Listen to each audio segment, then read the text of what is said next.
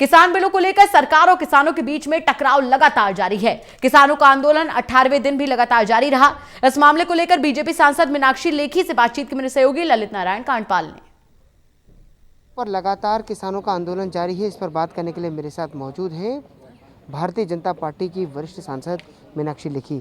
Ma'am, क्या लग रहा है, कैसे डेडलॉक खत्म होगा? ये डेडलॉक ख़त्म होगा जब लोगों को समझ आएगा कि जिस तरीके से सीएए के नियम में लोगों का नुकसान था ही नहीं बल्कि लाभ था, और कुछ लोगों का जान माल की नुकसान हो गया, बच्चे जेल चले गए, पढ़ाई ख़त्म हो गई। उसी तरीके से कुछ लोगों की राजनीति चमक गई। वैसे ही अब भी राजनीति चमकाने का काम किया जा रहा है और लोगों को नुकसान पहुंचाया जा रहा है। सरकार ये कह रही है कि आपको जिन क्लॉजेस पर दिक्कत थी हमने वो क्लॉज दूर कर दी है, आपकी शंकाएं सारी दूर कर दी, तो अब बिल वापस लेने का कोई मतलब नहीं है। लेकिन किसान कह रहे हैं कि बिल वापस लीजिए। किसान नहीं कह रहे हैं जी, किसान की आड़ में एक बिचौलियों का गैंग है, कार्टलाइजेशन जिन्होंने किया है वो लोग कह रहे हैं। आपको दो बातें आपके माध्यम से मैं सबको समझाना चाहती हूँ। मान लीजिए उद्योग का क्षेत्र है, उद्योग के क्षेत्र में मैं ये माइक बनाती हूँ। अगर मैं दिल्ली में ये माइक बनाती हूँ तो मुझे पूरी आज़ादी है देश के किसी भी कोने में, कश्मीर से कन्याकुमारी और गुजरात से अरुणाचल तक बेचने की। जिस मर्जी को मैं ये सामान बेचूं और जो मेरे को इसके दाम ठीक देगा, समय पे देगा, मैं उसको ये सामान बेच सकती हूँ। लेकिन जब फसल किसान उगाता है तो वो भी तो बना ही रहा है। ये आज़ादी उसको नहीं है, उसको अपने ज़िले की जो मंडी है उसी में बेचना है।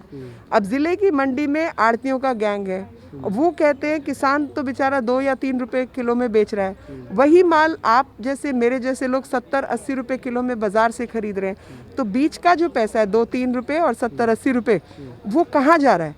वो पूरा एक कार्टलाइजेशन है, जिस कार्टलाइजेशन के अंदर राज्य सरकार के लोग, एफसीआई के लोग और आड़ती, ये सब का संग्रह है। और ये सब लोगों ने एक लंबे समय से बिना काम किए पैसा कैसे कमाना है इसका सिस्टम खड़ा कर रखा है। तो ना तो खरीदार को लाभ, ना बेचने वाले को लाभ, बीच में एक सिस्टम है। और वो बीच का सिस्टम वैसा भी है जो किसान को ऋण के ट्रैप में रखता है। जो खुद, क्योंकि किसान क्रेडिट कार्ड, जमींदार लोग हैं, पैसे वाले लोग हैं, उनके सबके किसान क्रेडिट कार्ड बने हुए हैं। खुद ही इनको पैसा मिलता है 3 या 4% पर किसान क्रेडिट कार्ड का, और ये आगे पैसा दे रहे हैं 18% पर, क्योंकि किसान जब उसको सामान नहीं बिकेगा, उसको फ़ायदा नहीं मिलेगा, तो 18% ब्याज पे बेटी की शादी करनी है, सामान लाना है, ये करना है, वो करना है, वो कर्जे में दबा रहता है। और इतने 70 साल बाद तक हम लोग लगातार यही बात करते रहे कि किसान यही बात कह रहे हैं कि बिचौलिए के साथ हमारा एक संबंध होता है, हमको कभी भी पैसे की जरूरत। ये किसान नहीं बोल रहा, एक किसान नहीं बोल रहा, ये बिचौलिया बुलवा रहा है, बिचौलिया बुलवा रहा है जिसने उसे पहले कर्ज में दबा रखा है। और जहाँ तक किसान को सॉफ्ट लोन चाहिए, तो अब तो जो पहले बैंक की व्यवस्था से जुड़ा हुआ नहीं था, आज तो वो व्यवस्था से जुड़ गया। आज तो सबके खाते खुल गए हैं, जिसके नहीं खुले वो खोले और सरकार बैंक के माध्यम से पैसा दे रही है सबको। तो ये जो लोग किसान के नाम पर अपना धंधा पानी चलाते थे, ये उन लोगों की आड़ में काम हो रहा है। 5.5% टैक्स पंजाब की सरकार लेती है, जिसका मतलब है तकरीबन 5,500 करोड़ रुपया, 2,500 करोड़ के आसपास जो है या उससे ज़्यादा वो पैसा जाता है बिचौलियों के पास, क्योंकि 2.5% उनकी कमीशन है। तो ये जो नेटवर्क है, यही नेटवर्क सबसे ज़्यादा परेशान है। यानी किसान जो कह रहा है इस वक्त, वो अपनी बात नहीं कह रहा है, वो दरअसल बिचौलियों की एक तरह से उसको गलत समझाया जा रहा है, उसको झूठ बोला जा रहा है कि एमएसपी खत्म। एमएसपी कैसे खत्म? आज कौन सी एमएसपी लिखी हुई है? और एमएसपी लिखनी किसने है? राज्य सरकार तय करती है। उस साल पैदावार कितनी हुई, बिजली की खपत कितनी हुई, पानी का बिल कितना आया, उन सब के आधार पर तो एमएसपी तय होती है। तो और वो राज्य सरकार को तय करनी होती है। तो ये सब फ्रॉड बातें हैं। असली बात तो ये है कि किसान को इतने सालों तक दास्ता का जीवन जीना पड़ा और उसको ऋण के तहत दबकर रहना पड़ा। अभी उसको ऋण मुक्ति का रास्ता खुला है, जिसमें कुछ लोग, कुछ ताकतें जो हैं उनको नागवारा होगा, परेशान होगा। और इसी सेक्टर के अंदर मैं 3 चीज़ और बताना चाहती हूँ जो आपके माध्यम से लोगों को समझ में आए।